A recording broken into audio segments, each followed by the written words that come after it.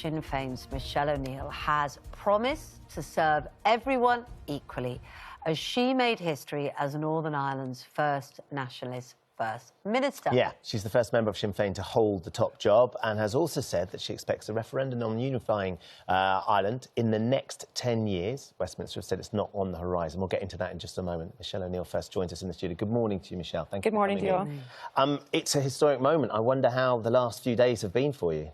A bit of a whirlwind, yeah. if the truth be told. I came into post on Saturday. We're now on, not even sure, is this Wednesday or Thursday? Thursday now, yeah. Thursday, so it's been a bit of a whirlwind. We've had our first executive. We're off to a good start. And I think everybody's coming at it with a good will and a good heart to try to do our best collectively for the people that we collectively serve. But certainly a huge historic moment in time and probably a very emotional moment for a lot of people. This is a day that my parents and grandparents thought would never come about, just with the nature of how the North was founded. So it's a big, big day. It's an historic moment. It reflects the change that's happening. But it's a very positive moment also because I pride myself on being the Good Friday Agreement generation, somebody who was gifted peace, someone who was gifted the opportunity for us to be able to work together in a different sort of space. And that's what I'm committed to doing for the tenure that I have ahead of me. Big challenges, but I'm certainly up for all of that. You're holding so much emotion, aren't you? It's very interesting that you talk about the Good Friday Agreement, I think, because there are so many people who will not have been born for when a lot of the things that Good Friday Agreement were put into place for, you know, existed. So therefore, they're holding so much hope, but they will also have, on all sides, the weight of history. And symbolism is always so key, isn't it, with any politics of that part of the world.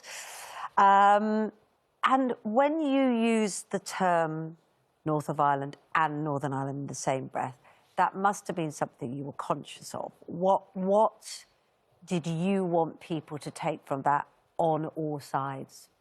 Well, I think one of the beauties of the Good Friday Agreement was that you can be both British, Irish, both or none. And I think we have to be conscious and be respectful of each other in all of our debate. We can come from completely different political aspirations. I mean, I'm an Irish person. I want to see Irish unity on my island. I want to see good relationships between our two islands. But there are many people in our society that are also with a British identity and a unionist culture. And we have to be respectful of each other and create a discourse that allows us to have mature conversations about where we think we're all going to head in the next 10 years. But I think that it's important for me, certainly, as First Minister, someone who's pledged to be a First Minister for all, including those people of a different background to my own. I think it's important that I can say that, let's be chilled about it.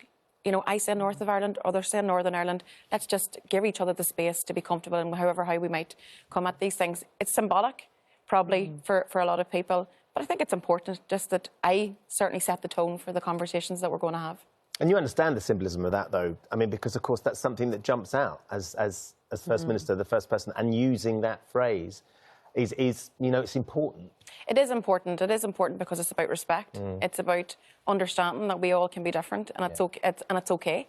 One of the other things, I mean, there's certainly a big shift generationally in terms of how things were being done between the British Prime Minister and anybody who was leader in Northern Ireland. And you met Rishi Sunak the other day, and something that maybe wouldn't have had a few generations ago was he greeted you with a hug, Michelle. Were you surprised? I mean, it was quite a few people. Were. Was it one of those awkward moments where you didn't know if he was going to do it or not? How did that happen? I was thinking about it because I know there's been a lot of conversation about it. The world needs more hugs. Like, let's be real. Absolutely. I come from a very different background to Rishi Sunak. I'm very critical of his politics and his approach, particularly his austerity agenda. But I can make all those points to him and also still be, you know, we're all human at the end of the day. Yeah. It's a moment, though, isn't it, when suddenly you are greeted in that sort of environment. I think it's a reflection of the emotion that he felt like he wanted to greet you with a hug rather than a much more formal handshake. Well, 2 years ago we fought the election. That's the election in which I pledged to be a First Minister for all. And it's taken us 2 years to get to the point where that result's finally being respected. So I think probably across everybody, the British government, the Irish government, the parties at home, everybody probably has a sense of relief in terms of we've got to this point. Certainly for me, for 2 years, not being able to take up my post and get into dealing with the day-to-day issues that people elected us to deal with, the public sector pay issues, you know, childcare. These are all things that are top of our agenda. So perhaps such a wee sense of, you know, finally we've got to this moment and now we know we have work to do. There's a very famous moment, wasn't there, when the late Queen shook hands with Martin McGuinness. And people, I think we can see that again, and it was considered to be a huge deal that she did it. She was comfortable doing it. She wanted to do it. It was a big sign. That has been given the same weight, the hug with Rishi Sunak. Do you see it as that too? I don't know. I don't think I really thought that much into it. I think that whenever the late Queen did what she did when she visited Ireland, and then there was a return visit from the Irish president to Britain, I think that was a moment in which there was a real deliberate attempt on her part to try to heal some of the relationship breaks that we've had in the past. So it was about reconciliation. It was about our two islands, you know, being able to have healthy relationships. So I think both herself and then also obviously King Charles as well has furthered her work. And obviously I wish him well in terms of his journey that he's going through at the moment. You mentioned some of the other issues, public sector pay, queues for waiting lists, for the health service, the things you want to tackle. But you have also talked about wanting a referendum to unite, reunite, whichever way you look at it, the island of Ireland. How do you bring everybody with you? And some would say that the other issues you mentioned you want to focus on are more important. But I think we can do two things at the one time. I mean, this is the beauty of the Good Friday Agreement. At the heart of it is power sharing, so that's just making the politics in the north of Ireland work. But alongside that, the principle of consent, so constitutional change will only ever happen whenever the people decide. But I think we can have good power sharing, deal with the day-to-day issues like public sector pay, waiting lists, childcare, tackling violence against women. We can do all of those things at the same time having a mature relationship about the future and what that looks like. That's what the Good Friday Agreement was voted. That's why I voted for the Good Friday Agreement. There is this democratic, peaceful way towards Irish unity. I'm going to pursue that whilst also doing the day-to-day things of public sector issues which we need to work together on. We had Chris Heaton-Harris, who is the Northern Ireland Secretary, on the show on Monday, and we put that question to him about having a poll on unification, reunification. This is what he had to say. Are we looking at a poll on this maybe within the next 10 years? I'd be surprised if you had one in my lifetime. The Northern Ireland Act, which gave effect to the Good Friday Agreement, states that a poll will be called by yourself if at any time it appears likely that a majority of those voting would express a wish that Northern Ireland should cease to be part of the UK and form part of a united Ireland. You've just ruled that out for 10 years.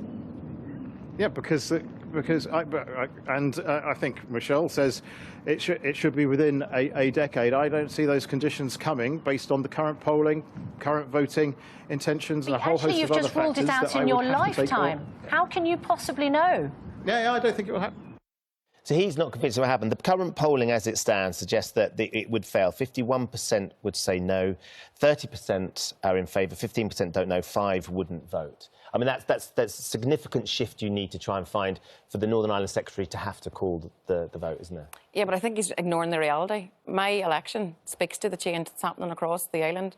I mean, I said at the start that my parents and grandparents never believed this day would come, that this change would ever come about, because the North was built in such a way that someone from my background was never supposed to be in the position of First Minister. You know, all the old certainties of the past, of that state that they were born into, are gone. So I actually think my appointment actually does reflect the change that's happening. I mean, we're in for a big year ahead across the two islands, to be fair, in terms of the electoral contest that we're going to go. We obviously are contenting to be in Dublin, in government in Dublin also. So there are big changes ahead.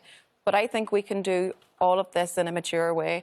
I think Chris Heaton-Harris, with all due respect, that's a bit of an ostrich mentality, sticking your head in the sand and refusing to see what's actually happening all around you. So let's move forward with, you know, I said in my acceptance speech, let's move forward together. Let's walk this two-way street. Let's have power sharing work and let's make it work. Let's show the public that we have their backs when it comes to the day-to-day issues, and let's work together on those things.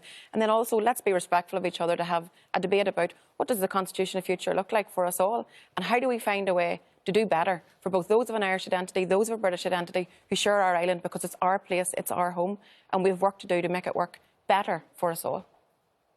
There's a lot of domestic things that you need to sort out as well on the agenda, which undoubtedly you're going to get your hands on as soon as you can get back there and get on, because there's a lot of ceremonial bits and pieces I'm sure you're facing at the minute. But we really appreciate you joining us this morning, Michelle. Thank you. It's good to have you in the studio. Thank you. See you.